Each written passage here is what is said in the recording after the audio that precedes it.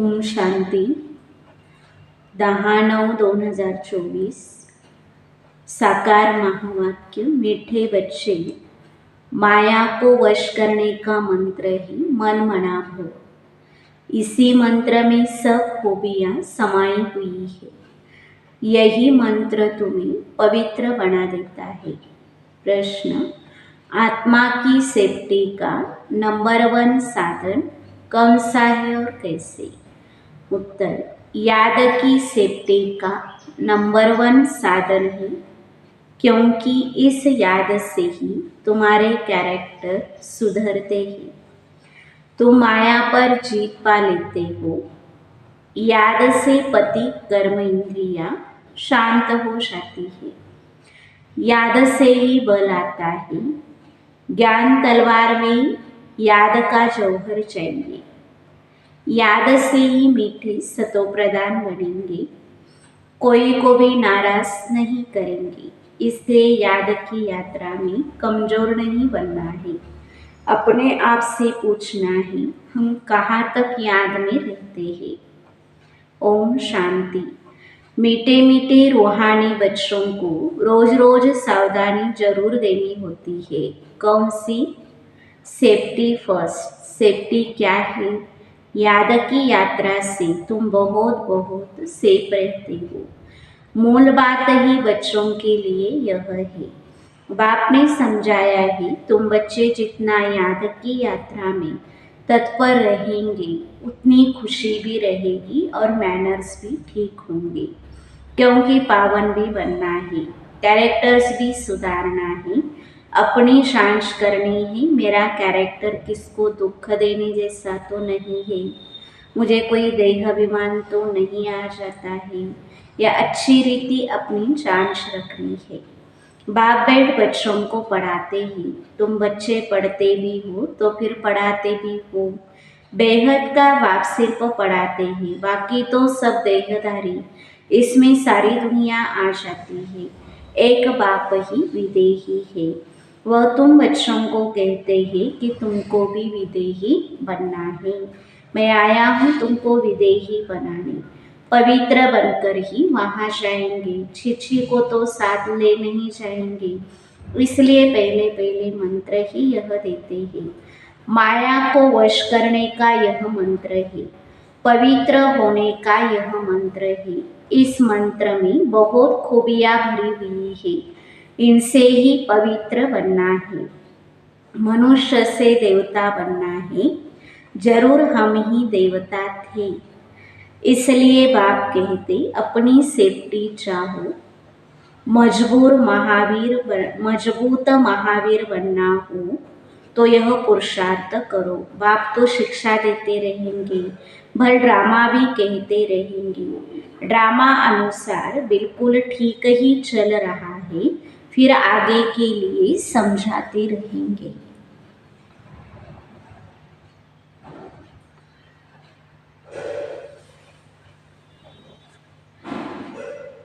मनुष्य से देवता बनना है। जरूर हम ही देवता थे। इसलिए बाप कहते हैं, अपनी सेफ्टी चाहो तो मुझे याद करो। ड्रामानुसार बिल्कुल ठीक ही चल रहा है, फिर आगे के लिए भी समझाते रहेंगे। याद की यात्रा में कमजोर नहीं बनना है। बाहर रहने वाली बांधेली गोपिकाएं जितना याद करती है, उतना सामने रहने वाले भी याद नहीं करते हैं, क्योंकि उनको तड़पण होती है शिव बाबा से मिलने की। जो मिल जाते हैं, उनका पेट जैसे कि भर जाता है। जो बहुत याद करते वह उच्च पद पा सकते हैं। देखा जाता है, अच्छे अच्छे बड़े बड़े सेंटर संभालने वाले मुख्य भी याद की यात्रा में कमजोर है। याद का जौहर बहुत अच्छा चाहिए।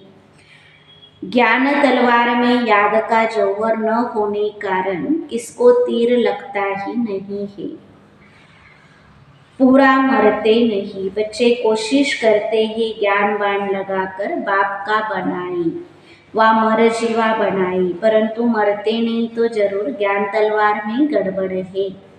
बाबा भल जानते हैं ड्रामा बिल्कुल एक्यूरेट चल रहा है, परंतु आगे के लिए तो समझाते रहेंगे ना। अब हर एक अपने दिल से पूछो, हम कहाँ तक याद करते हैं? याद से ही बल आएगा, इसलिए कहा जाता है ज्ञान तलवार में जौहर चाहिए। ज्ञान तो बहुत सहज रीति समझा सकते हैं, जितना जितना याद में रहेंगे उतना बड़े मीठे बनते जाएंगे। तुम सतो प्रधान थे तो बहुत मीठे थे, अब फिर सतो प्रधान बनना है। तुम्हारा स्वभाव भी बहुत मीठा चाहिए, कभी रंजारदार नाराज नहीं होना चाहिए। ऐसा वातावरण न हो जो कोई रंज हो, ऐसी कोशिश करनी चाहिए, क्योंकि यह ईश्वरीय कॉलेज स्थापन करने की सर्विस बहुत ऊंची है। विश्वविद्यालय तो भारत में बहुत गाए जाते हैं, वास्तव में वह है नहीं। विश्वविद्यालय तो एक ही होता है। बाप आकर सबको मुक्ति जीवन मुक्ति देते हैं। बाप जानते हैं सारी दुनिया के जो मनुष्य मात्र है सब खत्म होने हैं। बाप को बुलाया भी इसलिए है कि छिछी दुनिया का खात्मा और नई दुनिया की स्थापना करो। बच्चे भी समझते हैं बरोबर बाप आया हुआ है। अभी माया का पाप कितना है, फॉल ऑफ पाम्पिया का खेल भी दिखाते हैं। बड़े बड़े मकान आदि बना रहे हैं, यह है पाप।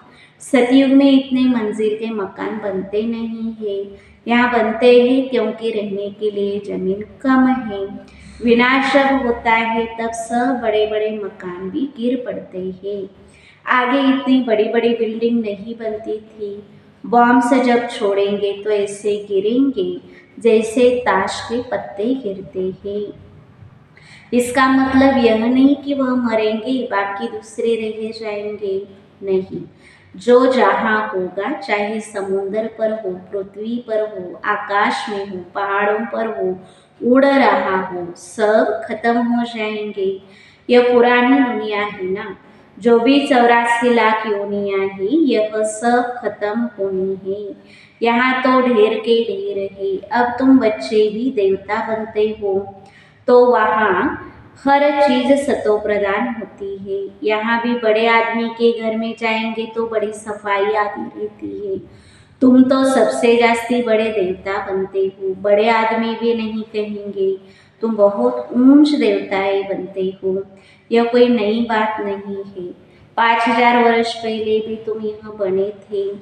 नंबर वार, यह इतना किचड़ा आदि वहाँ कुछ भी नहीं होगा। बच्चों को बड़ी खुशी होती है, हम बहुत ऊंच देवता बनते हैं। एक ही बाप हमको पढ़ाने वाला है, जो हमको बड़ी खुशी होती है। जो एक ही बाप हमको पढ़ाने वाला है, जो बहुत ऊंच बनाते हैं। पढ़ाई में हमेशा नंबरवार पोजीशन वाले होते हैं, कोई कम पढ़ते, कोई जास्ती पढ़ते हैं। अब बच्चे पुरुषार्थ कर रहे, बड़े बड़े सेंटर्स खोल रहे हैं, इसलिए बड़ों बड़ों को मालूम पड़ी। भारत का प्राचीन राजयोग भी गाया हुआ है। खास विलायत वालों को जास्ती उत्सुकता होती है राजयोग सीखने की। भारतवासी तो तमो प्रधान बुद्धि है, वह फिर भी तमो बुद्धि है, इसलिए उनको शौक रहता है भारत का प्राचीन राजयोग सीखने का। भारत का प्राचीन राजयोग नामी ग्रामी है, जिससे ही भारत स्वर्ग बना था। बहुत थोड़े होते हैं जो पूरी रीति समझते हैं। स्वर्ग हेविन पास हो गया सो फिर होगा जरूर। हेविन अथवा पैराडाइज है सबसे वंडर ऑफ वर्ल्ड। स्वर्ग का इतना नाम वाला है, स्वर्ग और नरक, शिवालय और वेश्यालय। बच्चों को अब नंबरवार याद है, हमको अब शिवालय में जाना है। वहाँ जाने के लिए शिव बाबा को याद करना है, वही पंडा है, सबको ले जाने वाला है।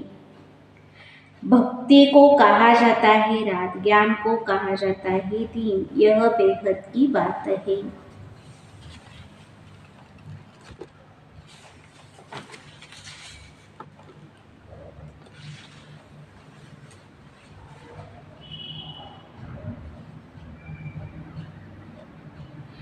स्वर्ग हेविन पास हो गया फिर होगा जरूर।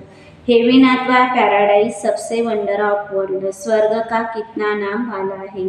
स्वर्ग और नरक, शिवालय और वेश्यालय। बच्चों को अब नंबरवार याद है कि हमको अब शिवालय में जाना है, वहाँ जाने के लिए शिव बाबा को याद करना है। वही पंडा है सबको ले जाने वाला। भक्ति को कहा जाता है रात। यह बेहद की बात है। नई चीज और पुरानी चीज में बहुत फर्क होता है। अब बच्चों की दिल होती है इतनी ऊंच ते ऊंच पढ़ाई, ऊंचे ते ऊंचे मकान में हम पढ़ाई, तो बड़े बड़े लोग आएंगे, एक एक को बैठ समझाना पड़ता है। वास्तव में पढ़ाई व शिक्षा के लिए एकांत में स्थान होते हैं। एक एक को बैठ समझाना पड़ता है। ब्रह्म ज्ञानियों के भी आश्रम शहर से दूर दूर होते हैं और नीचे ही रहते हैं, इतने ऊपर की मंजिल पर नहीं रहते हैं। अभी तो तमो प्रधान होने से शहर में अंदर घुस पड़े हैं, वह ताकत खत्म हो गई है। इस समय सबकी बैटरी खाली है। अब बैटरी को कैसे भरना है, यह बाप के सिवाय कोई भी बैटरी चार्ज कर न सके। बच्चों को बैटरी चार्ज करने से ही ताकत आती है। उसके लिए मुख्य है याद।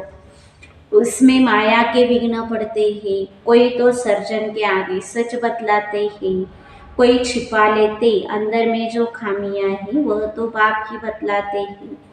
ये बाप को बतलानी पड़े। इस जन्म में जो पाप के वह अविनाशी सर्जन के आगे वर्णन करना चाहिए, नहीं तो वह दिल अंदर खाता रहेगा, सुनाने के बाद फिर खाएगा नहीं। अंदर रख लेना यह भी नुकसान कारक है। जो सच्चे सच्चे बच्चे बनते हैं वह सब बाप को बतला देते हैं, इस जन्म में यह पाप किए। दिन प्रतिदिन बाप जोर देते रहते हैं, यह तुम्हारा अंतिम जन्म है। तमो प्रदान से पाप तो जरूर होते हैं। बाप कहते मैं बहुत जन्मों के अंत में जो नंबर 1 पतित बना है उनमें ही प्रवेश करता हूँ, क्योंकि उनको ही फिर नंबर 1 में जाना है। बहुत मेहनत करनी पड़ती है। इस जन्म में पाप हुए तो है ना। कईयों को पता नहीं पड़ता है कि हम क्या कर रहे हैं, सच नहीं बतलाते हैं। कोई कोई सच बतला देते हैं। बाप ने समझाया है, बच्चे तुम्हारी कर्म इंद्रिया शांत तब होती है जब कर्मातीत अवस्था होती है। जैसे मनुष्य बूढ़े होते हैं तो कर्म इंद्रिया ऑटोमेटिकली शांत हो जाती है। इसमें तो छोटेपन में ही सब शांत हो जाना चाहिए। योग बल में अच्छी तरह रहे तो इन सब बातों की एंड हो जाए। वहाँ कोई ऐसी गंदी बीमारी कीचड़ पट्टी आदि कुछ नहीं होता है। मनुष्य बड़े साफ शुद्ध रहते। वहाँ है ही रामराज्य, यहाँ है रावण राज्य, तो अनेक प्रकार की गंदगी की बीमारियां आदि है। सतियों में यह कुछ नहीं होती। बात पुरुषोत्तम बात मत पूछो, नाम ही कितना फर्स्ट क्लास है। स्वर्ग नई दुनिया, बड़ी सफाई रहती है। बाप समझाते हैं, इस पुरुषोत्तम संगम युग पर ही तुम यह सब बातें सुनते हो। कल नहीं सुनते थे।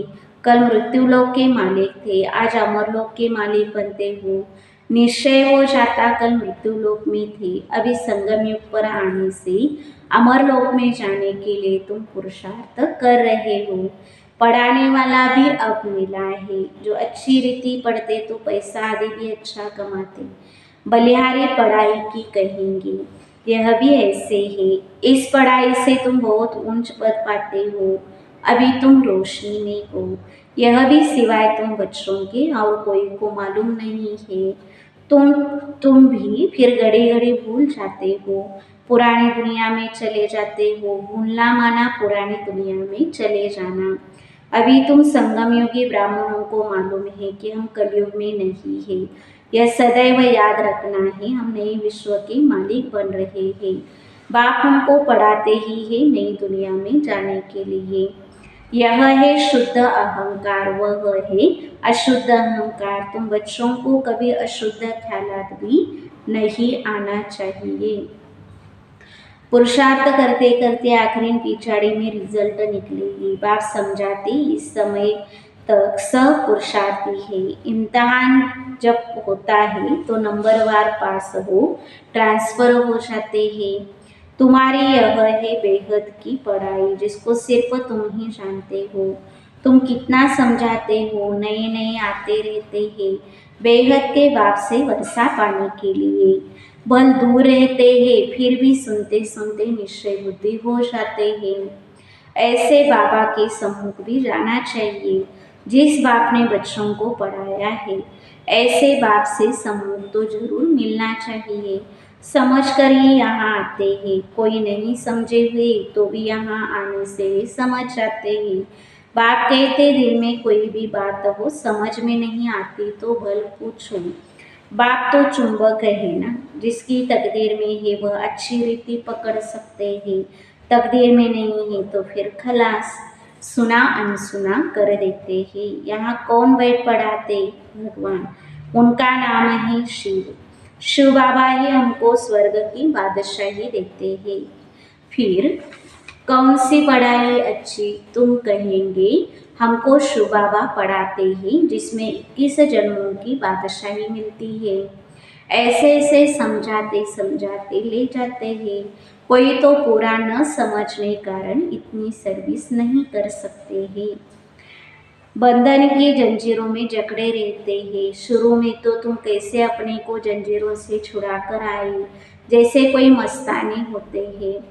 यह भी ड्रामा में पार्ट था तो जो कशिश हुई, ड्रामा में भट्टी बनी थी।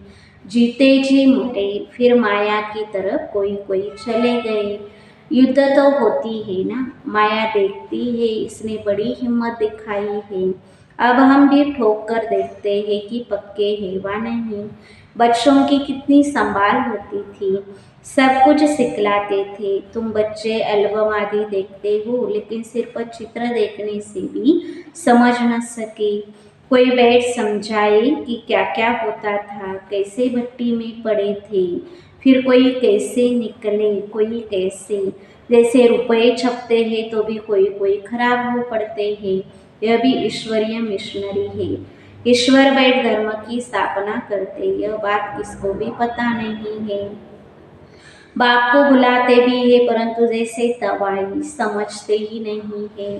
कहते हैं यह कैसे हो सकता है। माया रावण एकदम ऐसा बना देती है। शिव बाबा की पूजा भी करते हैं फिर कह देते सर्वव्यापी। शिव बाबा कहते हो फिर सर्वव्यापी कैसे होगा।